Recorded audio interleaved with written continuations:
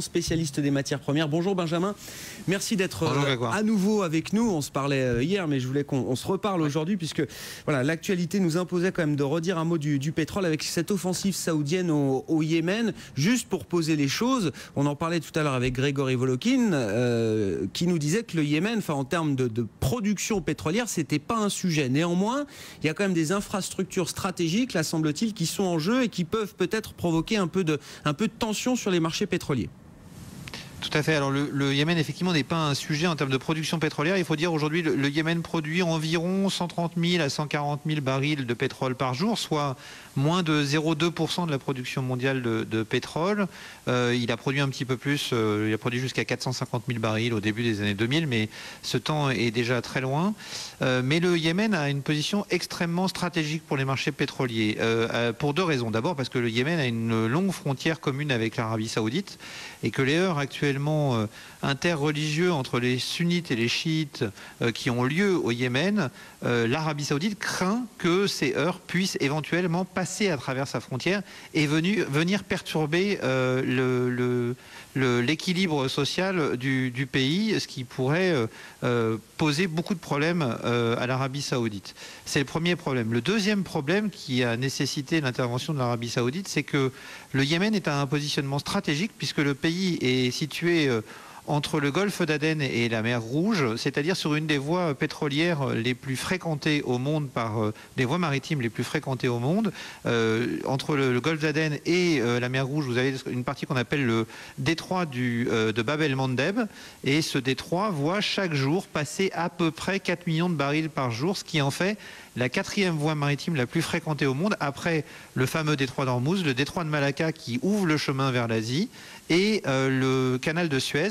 Donc quatrième voie fluviale, maritime la plus importante, avec quasiment 4 millions de barils qui transitent chaque jour. Donc un intérêt stratégique.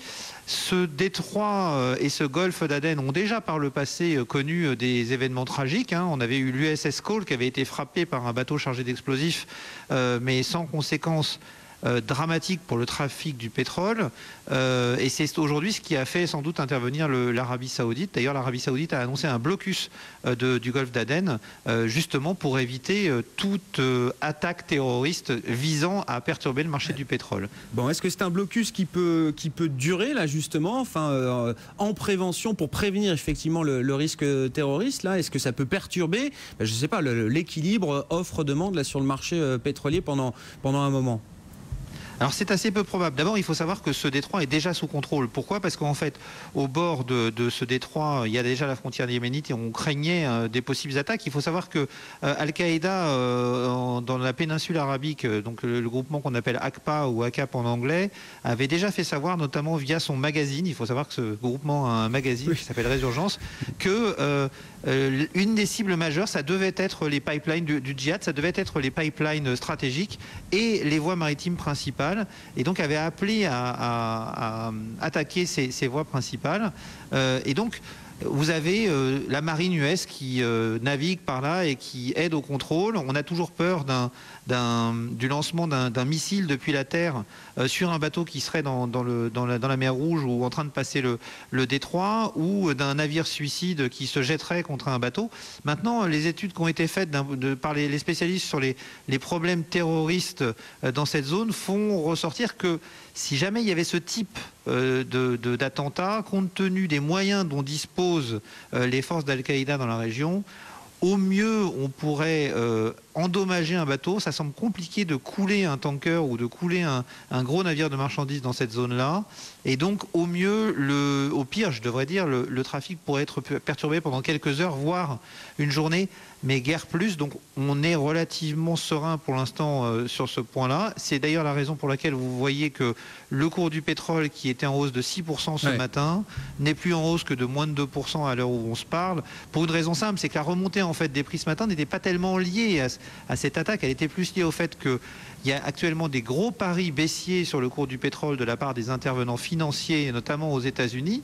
Et ces intervenants financiers ont voulu réduire leurs risques devant une telle intervention, parce qu'on arrive en fin de trimestre, parce qu'on arrive en fin d'année fiscale même pour un certain nombre de pays, et qu'ils ne savaient pas exactement comment les choses allaient tourner.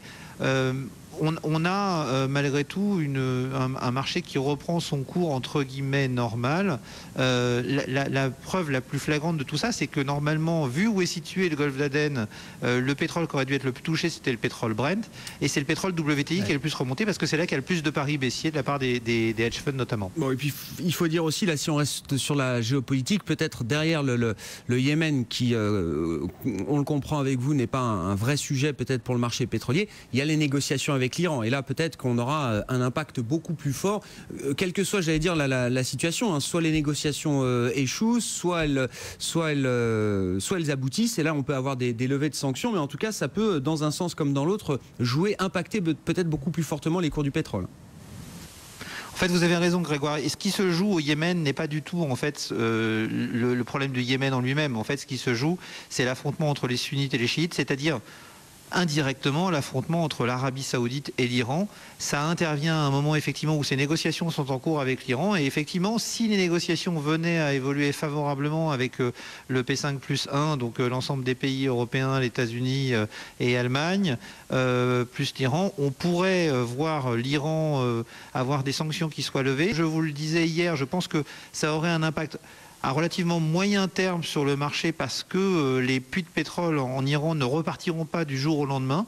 Néanmoins, à très court terme, ça aurait un impact psychologique important qui pourrait faire rechuter les prix, première chose. Et deuxième chose, il y aurait un impact en termes d'offres sur le marché à très court terme parce que les Iraniens ont aujourd'hui beaucoup de capacités de stockage qui sont remplies et donc du pétrole immédiatement disponible. Donc ça pèserait à nouveau sur l'offre à un moment où l'offre est déjà abondante et donc potentiellement ferait redescendre le prix du pétrole aux alentours des 45 voire des 40 $ le baril avant peut-être de connaître une remontée des prix plus durable dans les mois qui viennent avec la baisse de la production aux États-Unis. Merci beaucoup Benjamin, merci d'avoir été avec nous cet après-midi en duplex depuis Prime Finance, associé gérant de Prime Finance, donc sur le pétrole et vous le notiez effectivement, on était en hausse de 5-6%.